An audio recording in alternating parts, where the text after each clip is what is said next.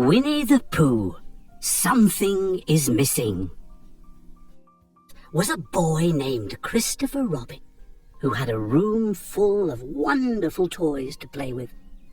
Of all of these, the stuffed animals were his favourites, especially a bear called Winnie the Pooh.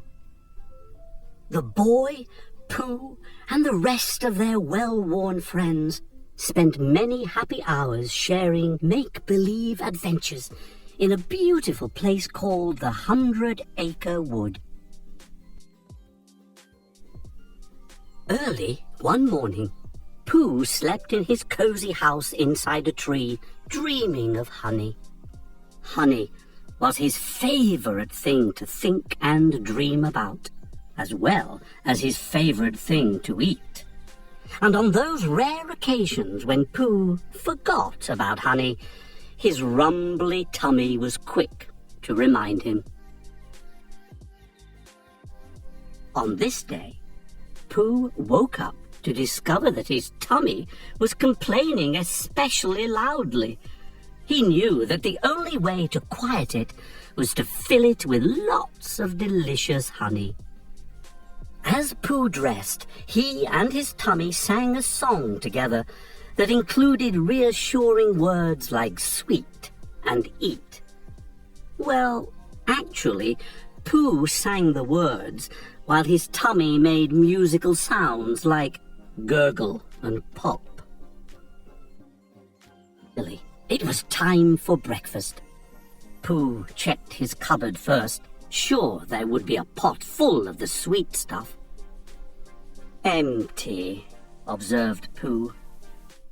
Well, luckily, I keep some extra in the house. Pooh continued his search, checking under his bed and on the ledge above his door. Unfortunately, every honey pot he found was lacking the honey part. Finally, he came upon a jar he felt sure was full. He tipped it back farther, and farther, and farther, until the weight of the pot tipped him right over. Sensing that Pooh had been distracted from his task, his stomach issued forth several more hungry and impatient sounds. Pooh realized that drastic measures were in order. Since there was no honey to be found inside, he had no choice but to venture out into the 100-Acre Wood to find some more. Suddenly, Pooh spotted some bees. Since where there were bees, there was usually honey, Pooh felt hopeful and a little cautious. He had learned from experience that beehives could be very unfriendly places when the bees were home. What he needed, Pooh decided, was a disguise. He spotted a tree branch and held it in front of him. Now, the bees would think he was a tree branch too. Pooh reached inside the beehive.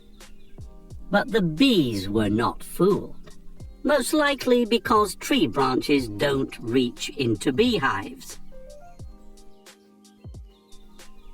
A big, angry swarm poured out of the hive, and Pooh took off running.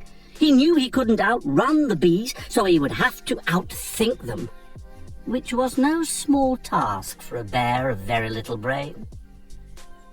Luckily, he stumbled upon the perfect hiding spot. He vowed that just as soon as the bees were gone, he would pay his friends a visit. Surely one of them would have some honey to spare.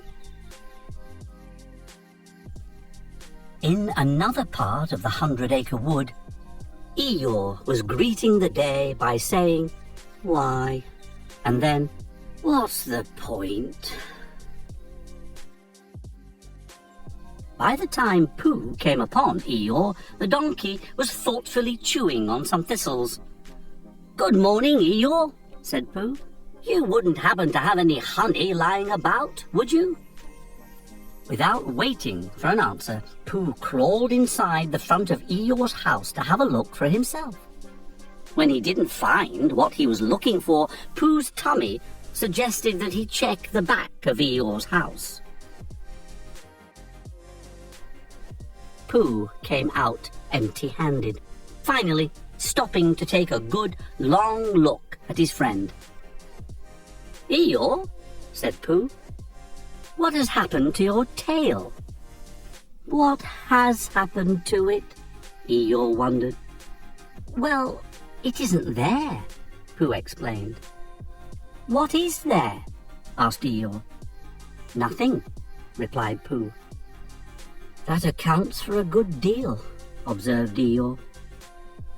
Pooh knew what he had to do. "I, Winnie the Pooh, will find your tail," he promised, "and then we shall get some honey." Just then, a familiar voice drifted down to them from a nearby tree. "Chapter 1. The Birth of a Genius," it began. "A breezy wind whiffed through the wood—" "Pardon me, Owl," interrupted Pooh. "What are you doing?"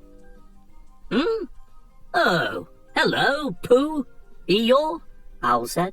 "Why, I'm penning my personal memoirs." "Perhaps you could take a short break from your important work and help us find Eeyore's tail?" asked Pooh. "You have such a talent for speaking and telling us what to do." Owl handed Pooh a pad and pencil. "Write this down carefully," he instructed. "Now, the customary procedure in such cases is as follows." "What does crusty-money proceed cake mean?" Pooh asked.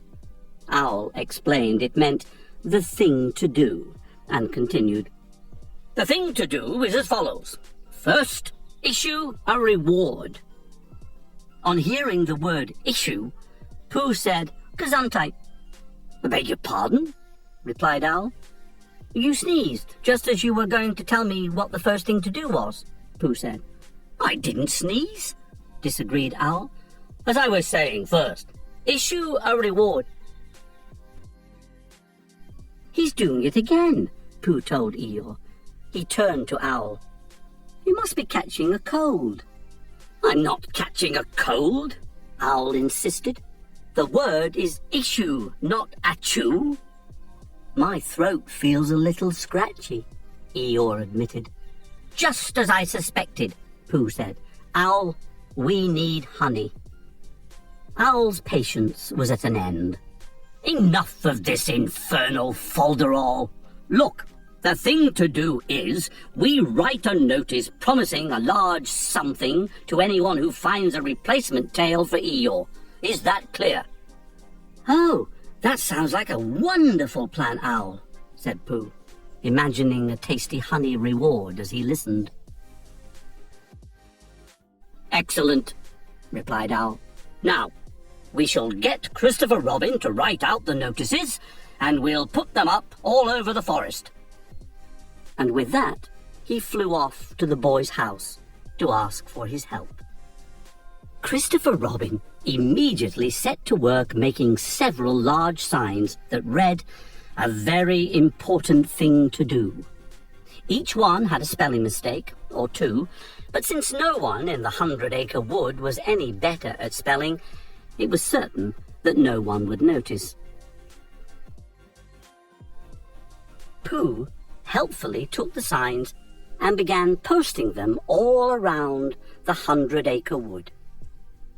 As Pooh was hammering one of the notices onto a tree, he thought he heard a low, growling sound. "Is that you, Tommy?" he asked.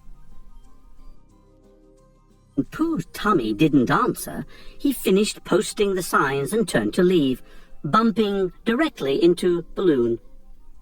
Just as Pooh was inviting him along for the very important thing to do today, Tigger leaped out of a bush and pounced on Balloon. "Phew! That was a close call there, Pooh Bear. This guy was about to pounce the stuffing out of you." Balloon wasted no time in slipping out from Tigger's hold.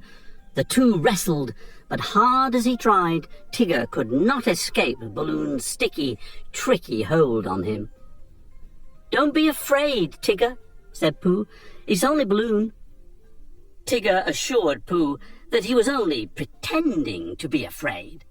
"So's my opponent would underestimate me, and then I'd get the drop on him. Well, I think this little guy's learned his lesson. There may be others out there in harm's way, so I must go, because the 100-acre wood needs a hero, and I'm the only one." And with that, Tigger bounced off into the wood. Christopher Robin waited for all his friends to arrive, then called the meeting about the very important thing to do to order. He gestured to Eeyore, who turned to display his barren backside. "We will have a contest to find a new tail for Eeyore," Christopher Robin said. Owl interrupted to remind Christopher Robin that contests usually involve some kind of prize for the winner. Everyone had a different idea as to what a desirable prize might be.